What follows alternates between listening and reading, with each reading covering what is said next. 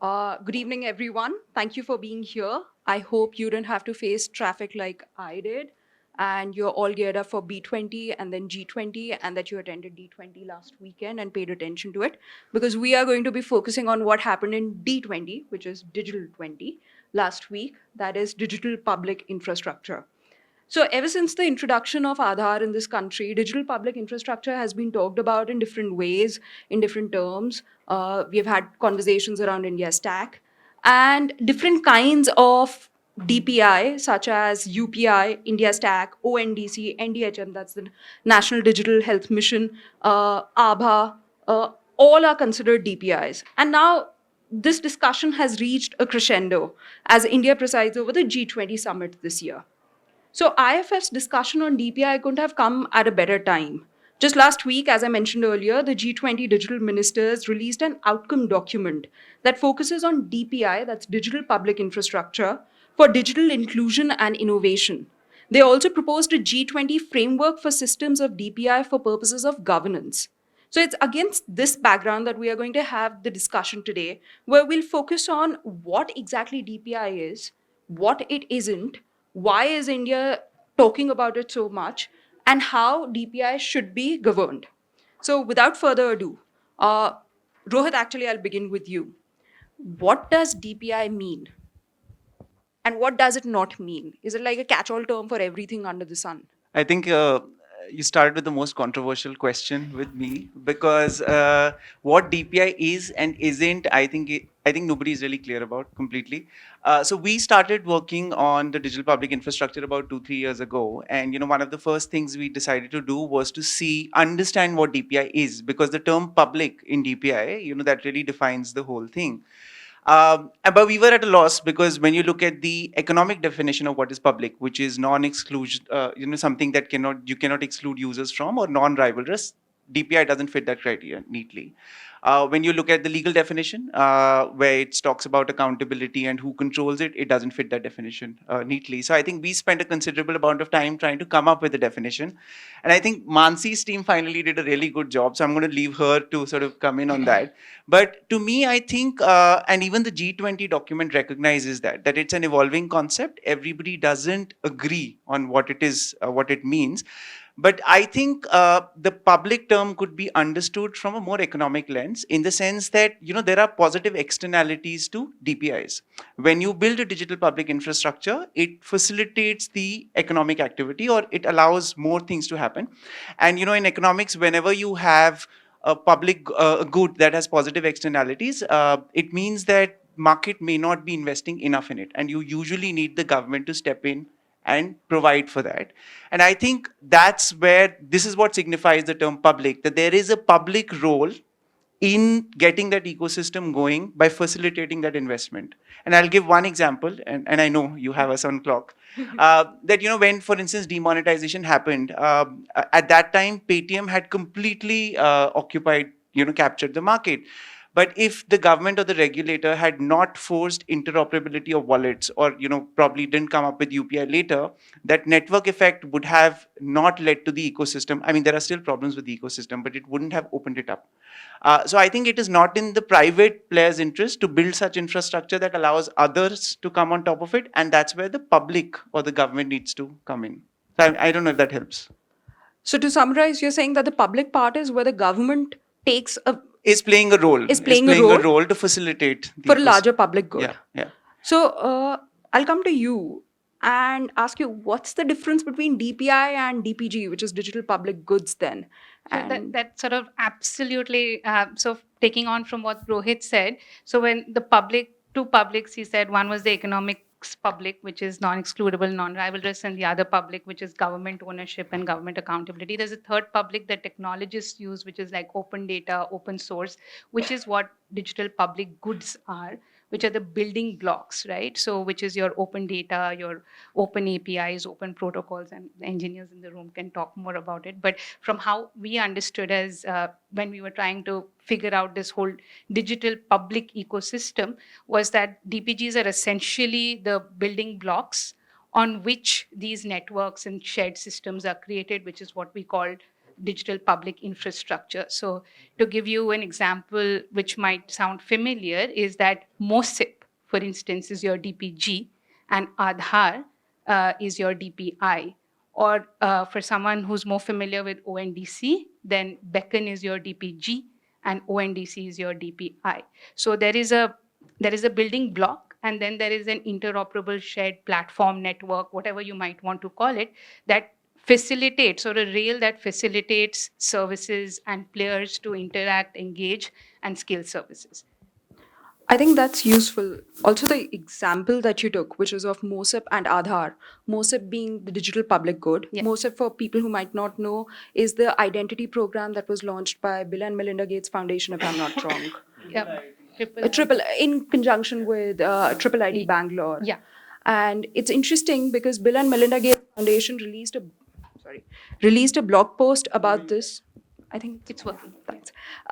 They released a blog post about DPI on August 16, and on August 19, the document came out. And if you look at the document and you compare it to the detailed blog post, it's almost like the skeleton is the same.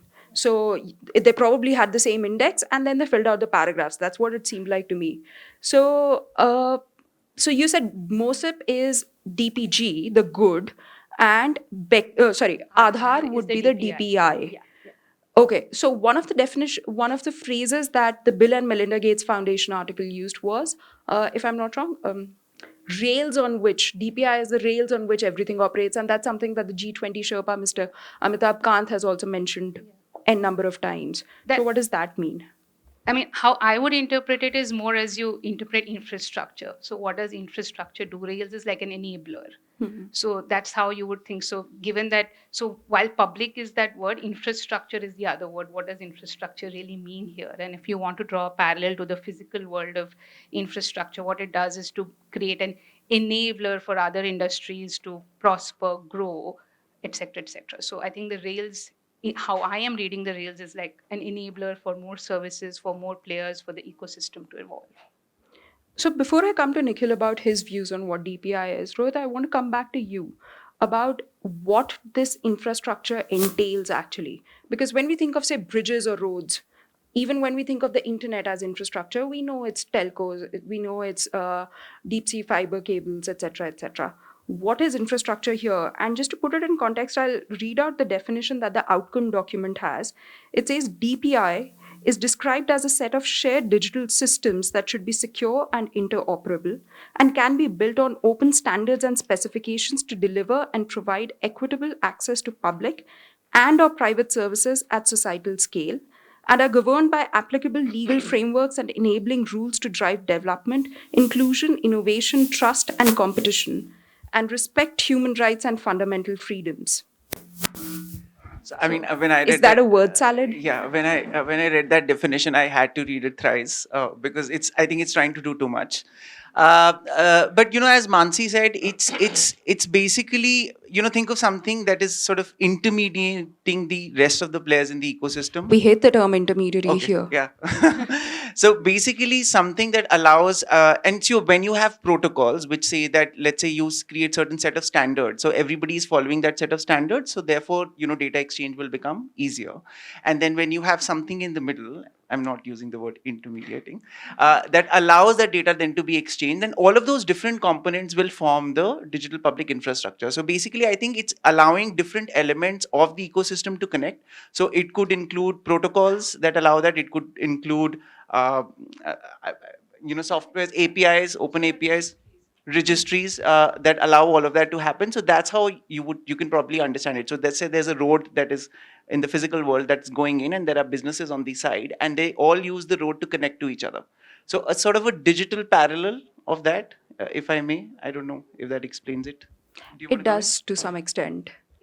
It's a complicated concept, and also one that is evolving, right? So the definition that they gave in the outcome document, unfortunately, I think does a little bit of disservice to the whole idea, because I think more because of the way it's written and not because of what it's trying to convey, which is to say that countries, sectors can adapt to DPI in varying ways, but with the objective of doing something for the public at scale. To have something interoperable means to with certain thresholds, allowing as much participation as possible and making it as open as possible, which does not mean that it has to be completely open, all open standards only by the government. So they don't have those restrictions. It's flexible in that sense, depending on which sector you want to apply it to, which country context, and what objective you're trying to achieve. So I think that the writing or that paragraph in the G20 summary document, unfortunately, I think is a disservice to that idea. Got it. So we'll come back to this discussion around what different DPIs are and how they should be regulated or governed. Nikhil, I want to come to you because I know you have a very different idea of what DPI is and you have very many questions about it. Actually, I've been trying to figure out what DPI is so the definition that we have of DPI here is complex, and it really is complex because it's trying to position existing systems that are functioning as something as they are not. So it's complicated because it can be anything and everything you want it to be, because there's so many variations of what we have here that it'll fit. So for example, if you take a look at this definition, MasterCard and Visa will fit that definition. In all probability, WhatsApp will fit that definition. In all probability, Google will fit that definition. So everything under the sun that is on the internet is basically digital public infrastructure, except it doesn't get recognized by the government of India as digital public infrastructure, but UPI does. So, why I was exploring the definition of digital public infrastructure was because of a debate I was having both internally in Media Nama and our editorial team. Because this word public is very curious here. And we found a kind of a dissonance in that use of the word public. Because traditionally, the word public essentially refers to something which is government run, government owned. And yet, there is this conception that, for example, NPCI or ONDC are government run or government owned. But then NPCI went all the way to India's Chief Information Commissioner and argued that it is not under RTI because it's a private entity. And if you look at the shareholding structure of NPCI, it's owned entirely by banks. There is, of course, as following the Wadhal Committee report, a proposal to expand it to other entities, including wallets, but it's entirely privately owned. If you go to ONDC's website, take a look at the shareholding structure. ONDC is entirely privately owned. Now, there are a couple of things in terms of positive externalities that Rohit mentioned.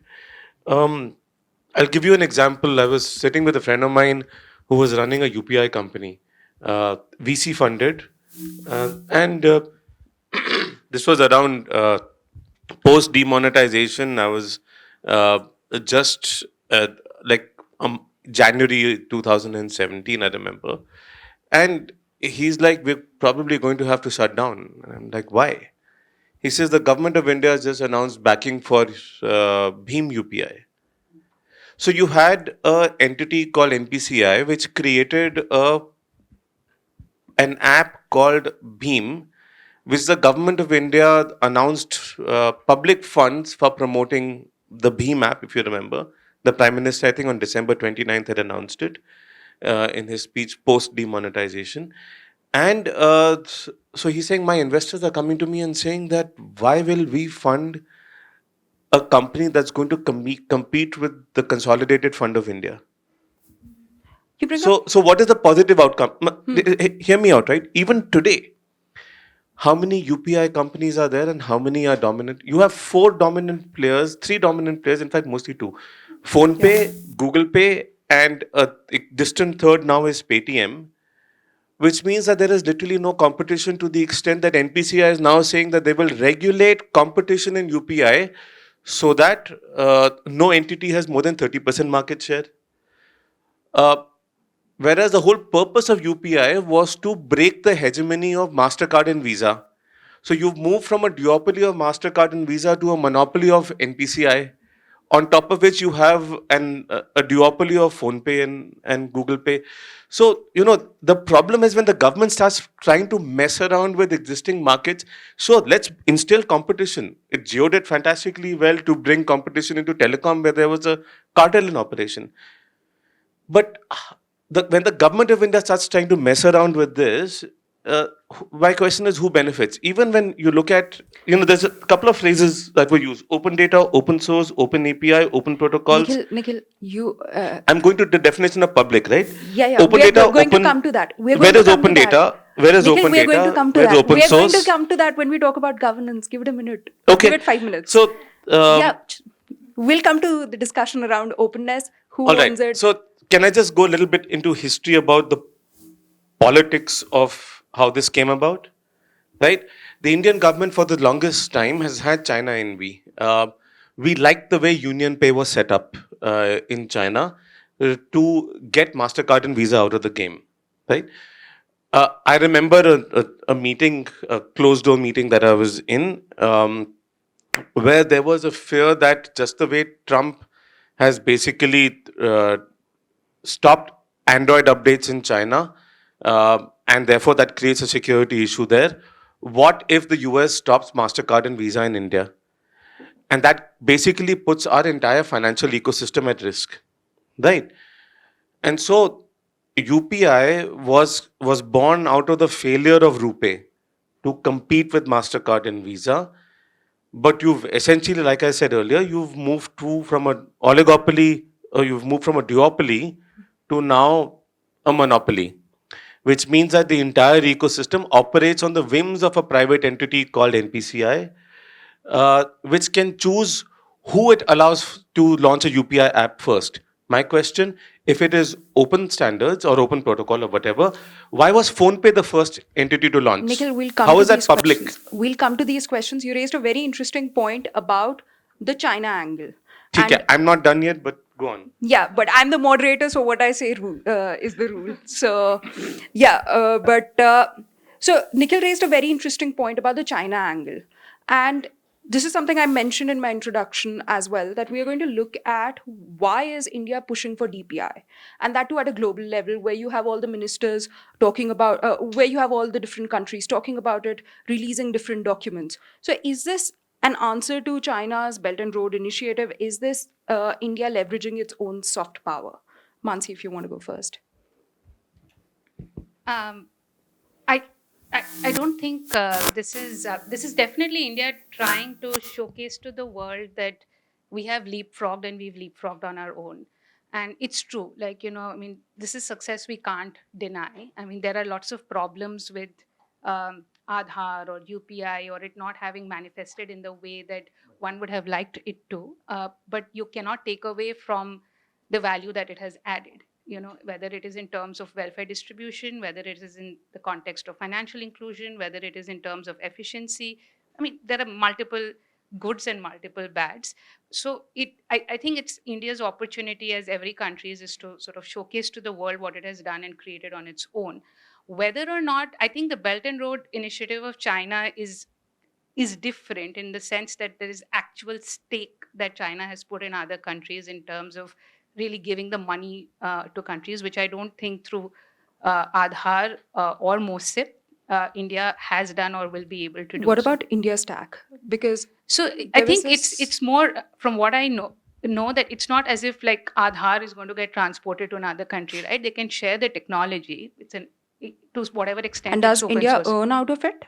Like they may, or they may choose to, they may not choose to. But I think to me, it's more like soft power. It's more like, okay, now like a developed country, we will do technology transfer. So far, we will bestow this gift of Yes, DPI yes. on you because we are so gracious. Yeah, and but I awesome. think we can say it in a nice way. It's an achievement. I would think like, yeah, like I said, there are problems with it, but it isn't half bad that India for the first time has something to offer to the world in terms of technology. Like it's not so hard to accept that. Fair. Yeah. Rohit, whatever you want to add that, and also the question what Nikhil was talking about, like coming up with an alternative to Visa or MasterCard. This is what China began with. Even in the committee report, the 2021 committee report on the then Personal Data Protection Bill, the Joint Parliamentary Committee had said that we need to set up our own alternate payment system. So is this DPI push a way to have Atmanirbhar everything and Atmanirbhar global things? I mean, it could be both, and I would actually agree with Mansi that there is a lot of soft power element at play here. In fact, we had briefly been in conversations with Mosip, and we were trying to understand their model. And Mosip has been trying to sort of speak to different countries, and Mosip is open source modular. So what they have been trying to do is that reach out to different companies, countries, governments, and try and see if they are trying to come up with a digital identity system. They're basically offering their modular blocks which can be customized so that that country is able to sort of build its system faster. I don't think, I mean, unless my understanding is incorrect, I don't think this you get any business out of it per se, apart from, you know, soft power that you generate in terms of relationships, etc., which I think in global diplomacy does matter.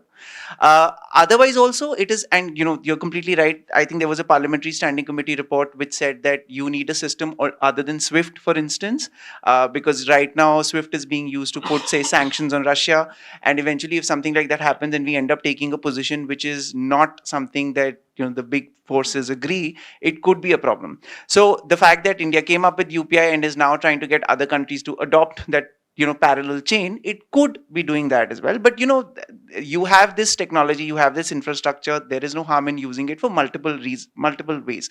And I think domestically it has helped us. And just to add to what you know, Mansi's point, I don't know if that's a question later, but you know, there has been significant domestic benefits of UPI. So not just UPI, but you know, all the digital public infrastructure. So the push may have had both domestic components as well as foreign components.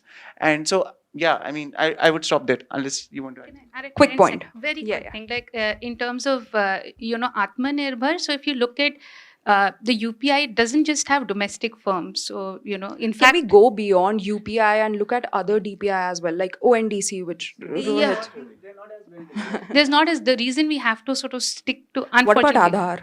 so Aadhaar is a digital identity. I don't. So this comes to the question of different types of DPI, right? So Yeah. Aadhaar is not at all comparable. Aadhaar is a very like government-centric, citizen-centric Because the DPI. outcome document, as well as the Bill and Melinda Gates Foundation blog post, which has become like the cornerstone for this debate, they identify 3 core functions of DPI: Right. identification, payments, and data sharing with consent, or data So exchange I think with I'll, consent. if you can give me like Yeah, 5 seconds, there are like, I think if you can broaden that a little bit and say digital identity. So one is the identity. The second is integration of services. So that could be payment services, it could be health services, it could be education services. So integration. So I wouldn't call it payments. I mean, India has developed payments, and payments is foundational because it cuts across all sectors. But essentially, the DPI we're talking about is integration of services. So getting all healthcare service providers together, getting skilled service providers together, getting payment service providers. So it's an integration function that the DPI will solve. And the third is related to data exchange. So how can you enable data exchange across different, in a consent or in a safe or protected format. So I wouldn't say that, you know, we shouldn't think of it as identity, payments, and data exchange, even if I think we should think of it as identity, integration of services, and data exchange. I think it's a slightly more broader understanding of DPIs.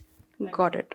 Just as you hand it over to Nikhil, the integration piece is the bit that is trying to hit at monopolies. So, see, the deal is that, and we can come back to this later, the fact that the MasterCard Visa monopoly was not broken and instead we ended up creating a different monopoly, so to speak. One is the institutional design, and you know, whether there is accountability and governance and being who's being let in, when are they being let in, do they get the first mover advantage? That is one. But the second also is, I think there has to be a recognition that tech by itself has the problem of network effects. That if you start becoming bigger, you are likely to become even bigger. So this is also humbling in a way to understand that no matter what you do in the middle, you may not be able to completely fix it. So you have to think about different ways, but DPI is definitely is also an attempt to hit at the network effects that come with tech. One sec, Mansi, wait, don't give it to Nikhil yet, because for Nikhil, I have like a barrage of questions. No, you aren't being silenced. I have like a list of... I'm wondering if I am. No. We are getting into governance, but first I wanted to ask Mansi and Rohit about, explain ONDC to me as quickly as possible, and who owns what, who is acting as a gatekeeper, and then I'll go to Nikhil about governance. That when you have ONDC, what is ONDC? Is it a set of protocols? If it's a, yeah, let's do yes nos here. So, no, I think Wait. that's a bit limited. No Yes, ad-libbing. so the other thing that can I just go back to what Yeah, Rohit yeah, said yeah. about I'll come to ONDC, I Yeah. promise, in like 10 seconds. But what I wanted to say about the network effects thing is that it's actually true.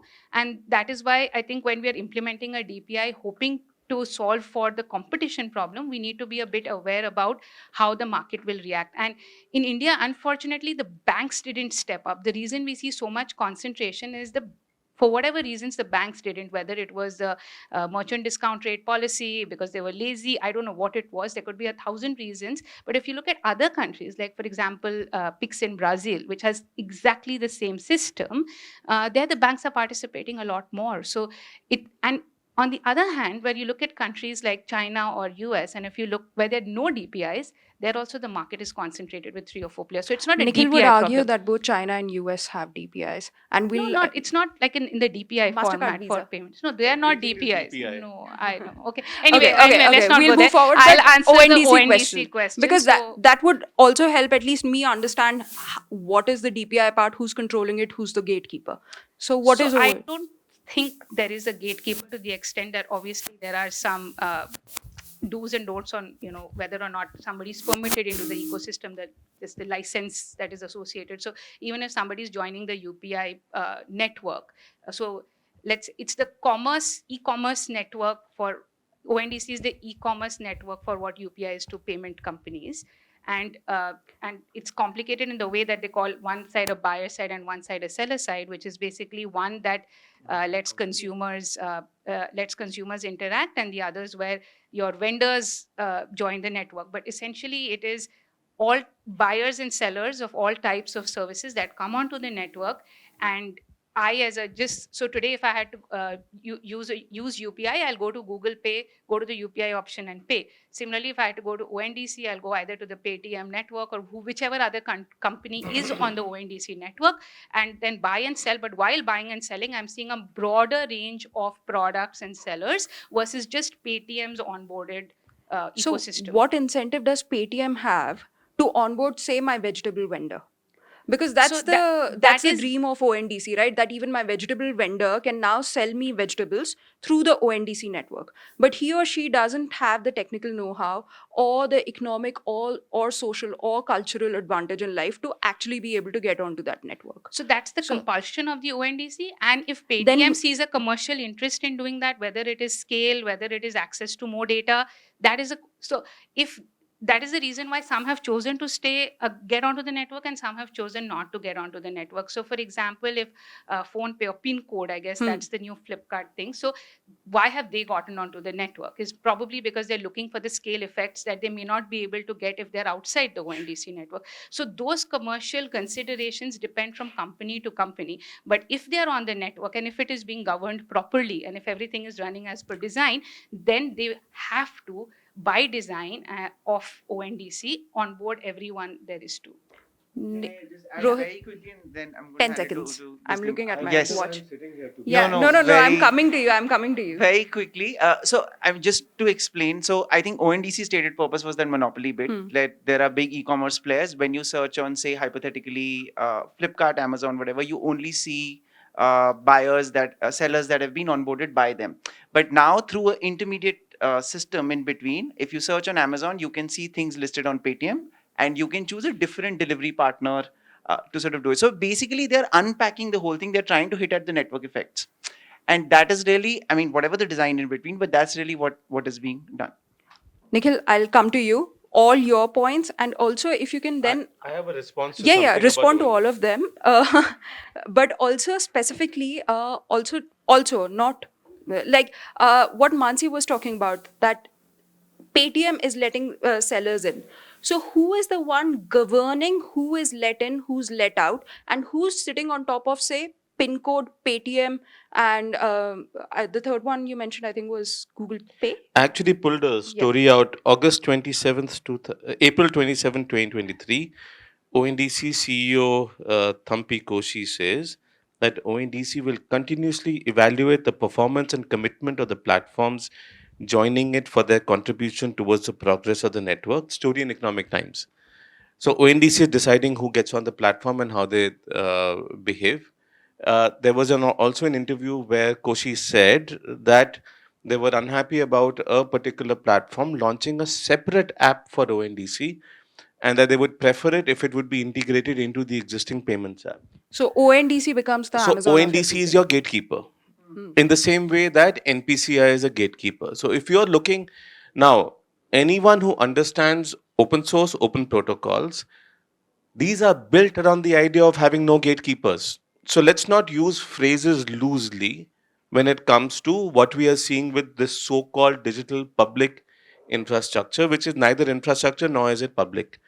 Um, and that's my point, right? When you look at these systems set up, I mean, even when you look at from a privacy standpoint, from a personal perspective, right? We filed an RTI with the Ministry of Civil Aviation on how many people have enrolled for DigiYatra. And they said, we have no information because this facial information is being collected by a private entity called DigiYatra Foundation. So these are all private non-profit organizations. Where is this public in any shape or form? And where is the accountability here for? So when talk about governance, right? It's up to them. Maybe they're listening to government dictats, but the government has no locus to actually direct them to do something.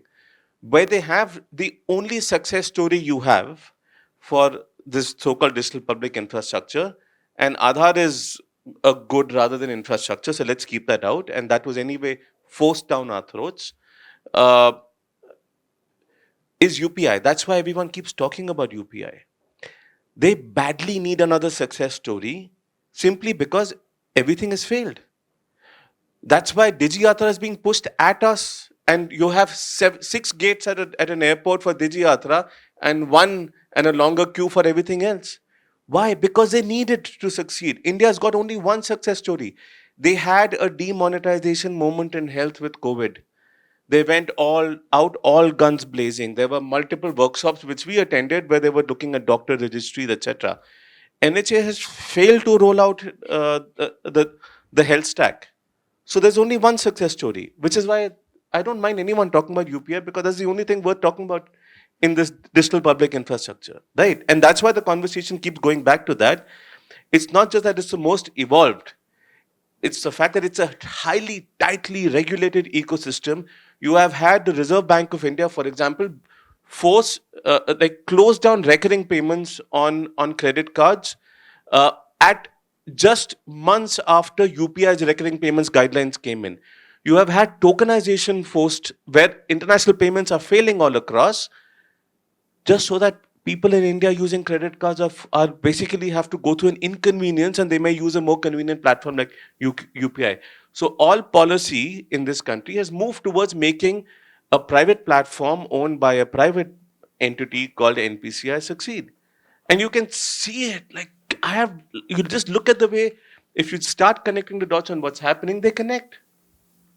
You bring up a very interesting point, which is about how the government is actively intervening to make a private entity successful so that the larger narrative of DPI is also proven to be a success. No, taxpayer money going to fund a private app called Bheem. Taxpayer money going into it. Yeah, so I get that. And it also, about you mentioned that the government has no locus to be actually able to intervene, say, with UPI. I think that's. Except in UPI, with the Payments and Settlements Act, you basically had the Revenue Secretary kill the UPI ecosystem by imposing zero MDR. And for those who don't know, MDR is merchant discount rate. It's the pennies that a merchant basically has to pay to the payment rails for enabling or accepting a payment using UPI or a credit card. So they made zero MDR for UPI. As a result, the business model of multiple entities went down the drain, which is why you only have PhonePe, which is owned by Walmart, and Google GPay, which is owned by Google Pay, dominating the space. So hey, guess what? If you wanted Indian companies in this game, you just kill their business model. So basically you move from MasterCard and Visa to PhonePe and Google Pay. Right. Nikhil, can you have How have things changed? My time is Rohit. up. Yeah. Yeah. I give you like 5 minutes at a stretch to speak, and then I go back and forth, back and forth. Yeah. Two points, Nikhil. I agree with you. I'm not disagreeing with the part of lack of accountability, but I also want to say that just an aside that being under the RTI Act still doesn't solve the problems. You remember in tokenization we had filed an RTI with the RBI and we got zero answers.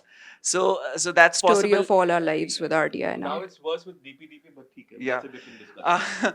But to the point, the risk is real. In fact, Smriti Pashira, who I think was initially with the NIPFP, had recently published a paper about what is called the alt big tech, saying that you wanted, one of the stated goals of digital public infrastructure that were coming in, but what you've essentially done is also that you've concentrated a lot of power in these not-for-profit Section 8 companies that are in charge of NCPI, ONDC, etc. And they are not as transparent, and they also have they can play a significant role in directing the ecosystem in a certain direction. For instance, if NPCI says that MDR has, or agrees with the government or whatever, that MDR has to be zero, then people who can't discount, like make money in the or can't wait to make money, they will be left out of the ecosystem. So the ecosystem will start growing in a certain direction. But there are also others who say that a 0-1 approach, a way to look at it, is not right, because when you put the level of public scrutiny or accountability that comes with public institutions, you also reduce agility. You also reduce the pace of innovation. That is exactly why there isn't as much innovation that happens in the public sector. Innovation happens in the marketplace. So perhaps a balance is needed wherein there is strong government oversight and accountability and transparency. But to what extent do you force it? Should it vary issue by issue? Should it vary service by service? That's something that you should think at without completely bucketing things between 0 and 1. That's something that I want to ask Mansi about. That when we're talking about different possible services through DPI, so one is you have payments through UPI, you have e-commerce through ONDC, you have health through NDHM, National Digital Health Mission, and ABHA, and non-consensual processing of health data and all of that. So there, do you think government should have a varying amount of role depending on the service? So for instance, for health, government should have greater interventions, greater control over the market or non-market, as the case may be, versus e-commerce, because the stakes are arguably lower in terms of impact on actual health of physical humans. Yeah, I think so, absolutely. In fact, to start the governance conversation, I think the first thing that needs to be done for DPI, at least in the ones that have reached certain degrees of scale, is definitely to do some impact assessments, right? To see what is going on. Don't we want that for everything? Yeah, I mean, we'd want that for everything, but for DPIs, given the scale at which they are growing and the number of people that they impact, and for economic structures that are being that are changing, the linkages, etc., it's only fair that we do an impact assessment to understand where things are going well and where things are not going well.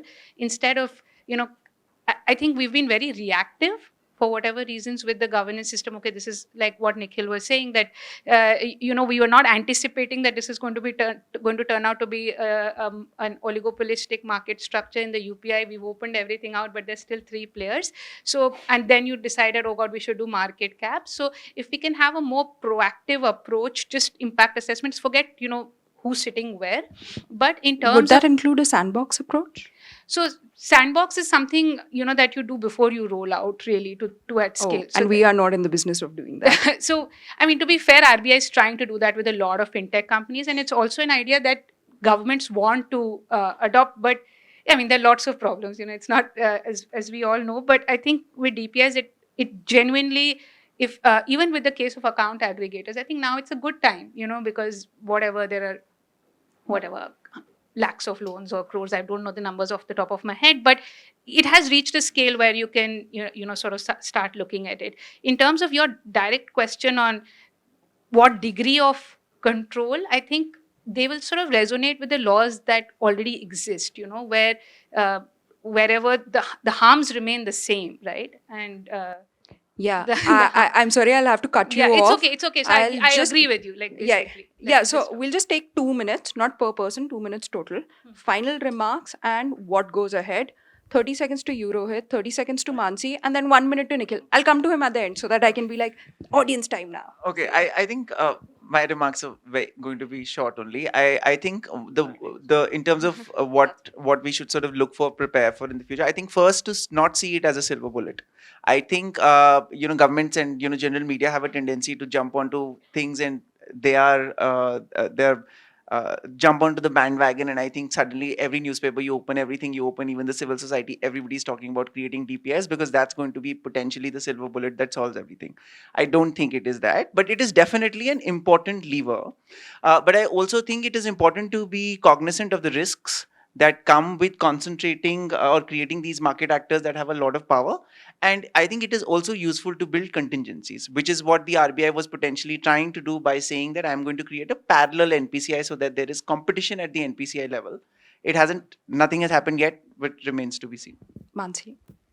I could actually just echo what he's saying. We don't want to go digital when there's no need to go digital, and we need to also see where it's working. So the bank, the where do we maximize benefits with this infrastructure, and all of that will come with some sort of evidence building, some sort of analysis of what is going on. Risk assessment. Yeah, but this 0-1, this binary view on matters is, I don't think that's the right approach. There is definitely there's definitely gain, and there's the cost benefit analysis is important. I don't think it's like all bad, all good. So we should just be patient and try to do that. It's on a spectrum. Nikhil. So I love UPI, by the way. No, I do, seriously. I think so. I have two angles to look at. Number one, let's look at from a centralization of power perspective. What is happening with the rolling out of these infrastructures or these mechanisms is that there is central government control coming over all sorts of economic activity, whether it is in health, it's education, it's payments, it's facial data, it's voice. And this central, and also with GST, the same has been used to transfer tax money away from states and give that control to the center, right? So all of this infrastructure that we're seeing is leading to a centralization of power with the central government, which is not good for the federal structure of this country. What it also means as an entrepreneur is that every single ecosystem that has digital public infrastructure, so to say, I may not have the freedom to run the business the way I want to run it. It won't be dependent on market forces, but there will be some babu in the revenue, in let's say the Ministry of Finance, who will impose zero MDR and kill my entire business model. These kinds of interventions will be possible directly from the central government, and market forces will be impacted. So it affects competition in the market, affects freedom to do whatever business you want within the regulatory ambit, because there is going to be extensive regulatory intervention through the tech controls, which are being imposed through privately owned non-profit companies across the board. From a business perspective, the angle that we really should have focused on, and we haven't, is privacy. All of this generates a vast amount of digital data. All of that data is getting aggregated with individual companies. The silos between entities is being broken. It can be centralized given the data protection bill. What will happen is every company that's on these systems will become essentially, it's a privatization of surveillance. Any entity that collects your data, the government of India can collect data from them. All of this will feed into NatGrid and lead to massive amount of surveillance in real time. Remember, NatGrid phase 3 was 1,600 public and private databases, over 1,600, right? All aggregated on a dashboard, real time. At the same time, you have an account aggregator framework. You have this consent manager called DEPA, which will enable the reduction of friction in transferring of data. As we know in payments, friction is an important mechanism for prevention of protection. You remove friction in data transfers, you basically have a privacy nightmare happening. So I would say that that beyond everything we've discussed, we need to really look at this from a data, like India is a data-rich country. Everyone will get everyone else's data is the way it's going to go. Thanks, Nikhil. Thank you for bringing up the question of privacy, because privacy supreme. That's why I did. Yeah. Really, that was really subtly done. But subtlety is the tone of the day. But questions. Oh, wow. Yes, sir, you in black kurta. Yes. Not a question, but just some clarity on the first thing which we spoke about, digital public goods and digital public infrastructure, what are they? Okay, this is factual. Digital public goods was the first set of terms those initiators wanted to use to describe these things, mechanisms, as Nikhil put it. And they were told that it is conceptually wrong because they are not public goods. So you can't go to anybody else who's half an economist and tell them it's public goods. They'll laugh at you, right? They said, look, you need a different term. And the different term which was suggested was digital public services infrastructure. Because which is accurate, because this is digital infrastructure to deliver public services. Could be health, whatever, identity, payments, welfare, and so on. So some marketing guy must have decided that, look, digital public services infrastructure is a mouthful, so let's drop services, and they called it digital public It was infrastructure. probably BCG. Yeah, so whoever it is. Right? That's the history of why it's called digital public infrastructure. So for us now to go and forensically look at it and try to derive meaning into it, we'll run into difficulties because that's how the thing evolved. The second point is, as to the G20's definition of digital public infrastructure, I request all sane people not to look at it. Because it's just meaningless bullshit, right? Because that's what all government, Journalists multilateral... in the room, make note. This is an on-the-record conversation. yeah. Feel free to quote him. This is perfect. Yeah, you can. I mean, I have nothing to. This I'm is kidding, public I'm kidding. information, right? But multilateral organizations and international treaties are a bunch of bullshit, right? So you can avoid this. Analytically meaningless, but the only analytically rigorous thing we could look at it is digital public infrastructure is digital infrastructure which is used to deliver public services, right? What those public services are, it changes according to time. But don't get into the semantics of other things. And who delivers those services? Rohit, mic. No, it's on. I'm saying in the context of ONDC, that public service element may not directly. I think because the term has been used very loosely now. Yeah. Okay. Okay. The lady in yellow.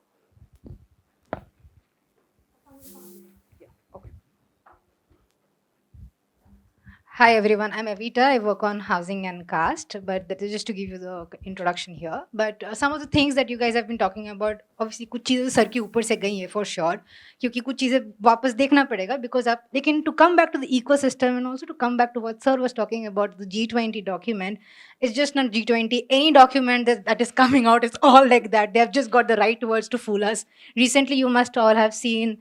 We were doing a parallel this thing of V20 and how the police actually kind of stopped us from doing that event. So just kind of putting that on record.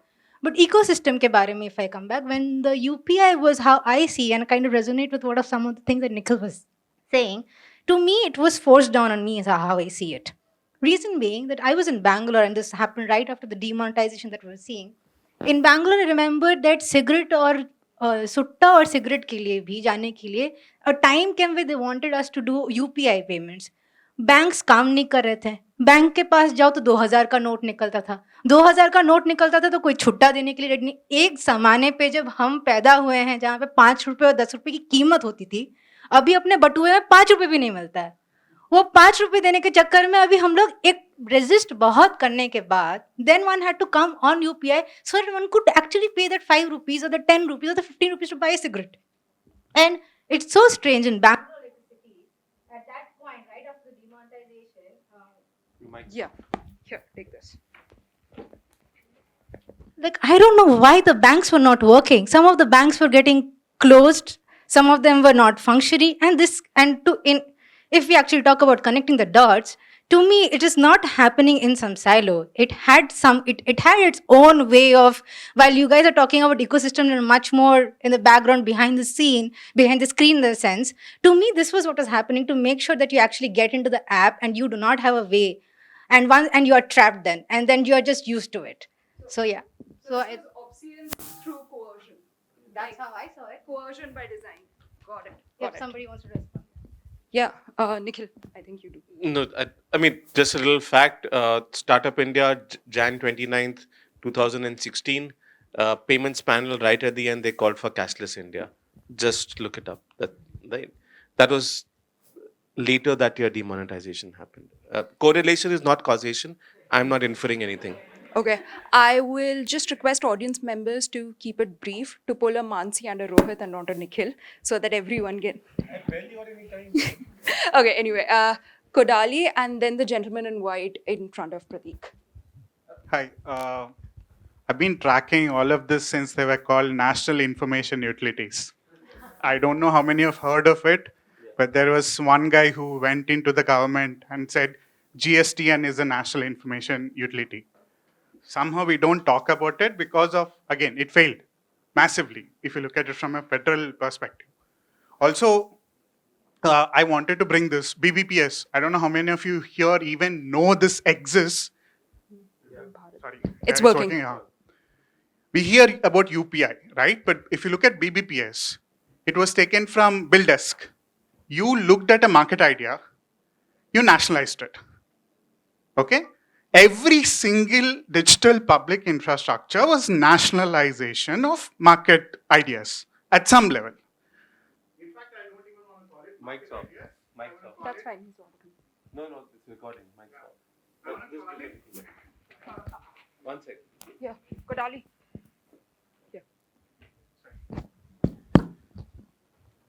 Yeah, in fact, I don't want to call it nationalization of market ideas. It was social ideas, social practices, economic practices, which were essentially taken over by the state.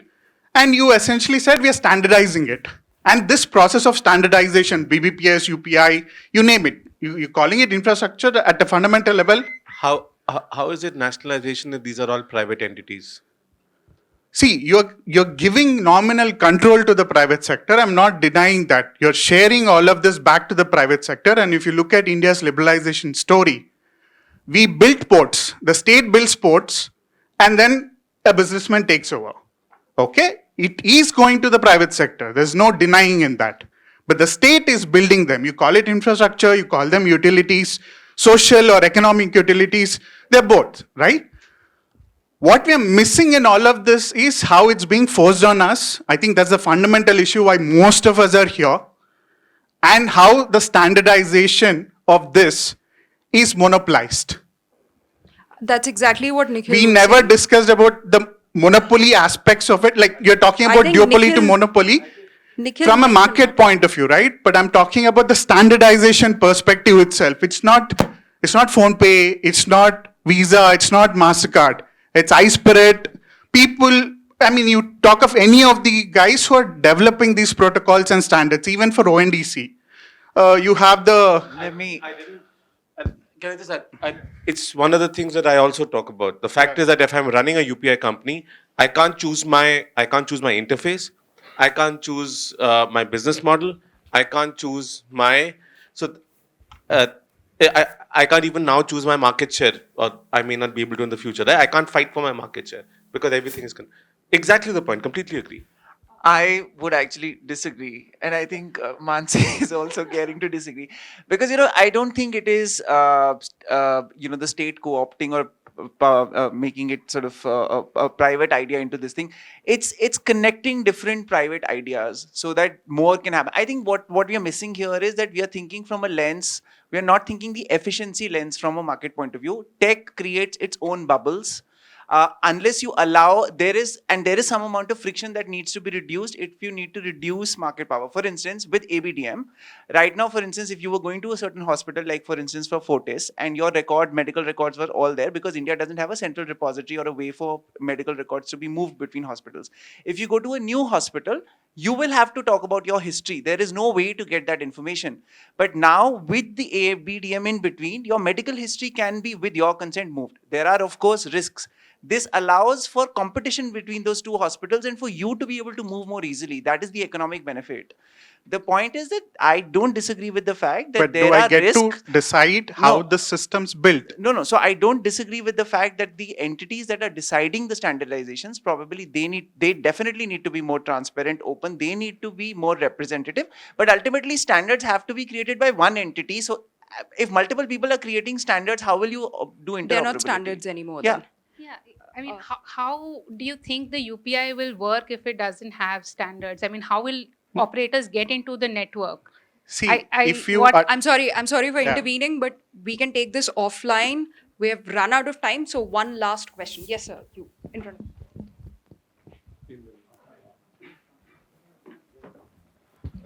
While the mic goes there, Kodali, Nikhil, no, no. code is law.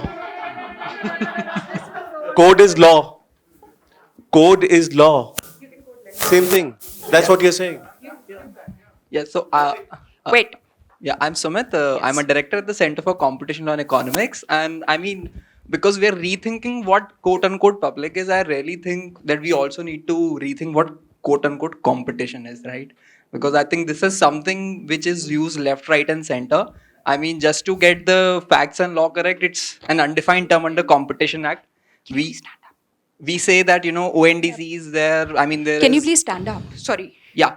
So, I mean, what we really need to rethink is, I mean, what competition is. Because I think getting the law correct, I think it's an undefined term. That being said, I think we are saying that, government is trying to regulate market. Government is also a player in the market, right? So I think the law is very clear that government is, I mean, publicly owned entities are also scrutinized under Competition Act. I think CC has done some things correct. I mean, as much as most of the things not. Is that in 14 years they have regulated a couple of government-owned entities, Navratna companies. Recently, they passed an order again. Sorry, you've lost me completely.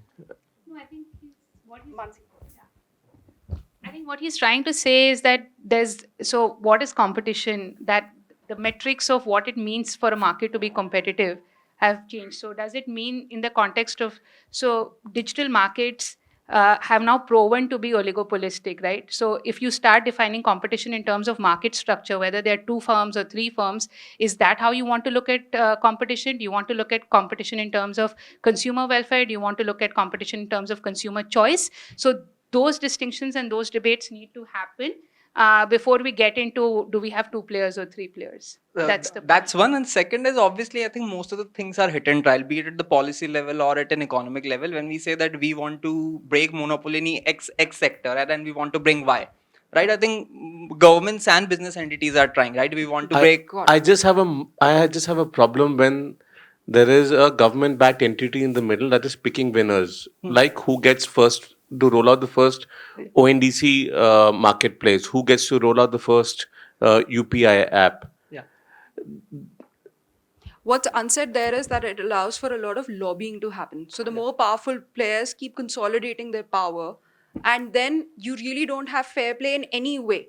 The choice is thrust upon consumers. Players have, as Nikhil has explained a few times during the discussion, players have already reduced. Choice is thrust on consumers. Consumer welfare nobody is looking at because there's monopoly or duopoly. And then what goes on? I think we can continue having this discussion for hours at end. But thank you so much, IFF. Thank you, all of you, for being here for this discussion. Thank you for the speakers. I know I kept on interrupting you, reminding you about time, but thank you so much for bearing with me. And on to the next session.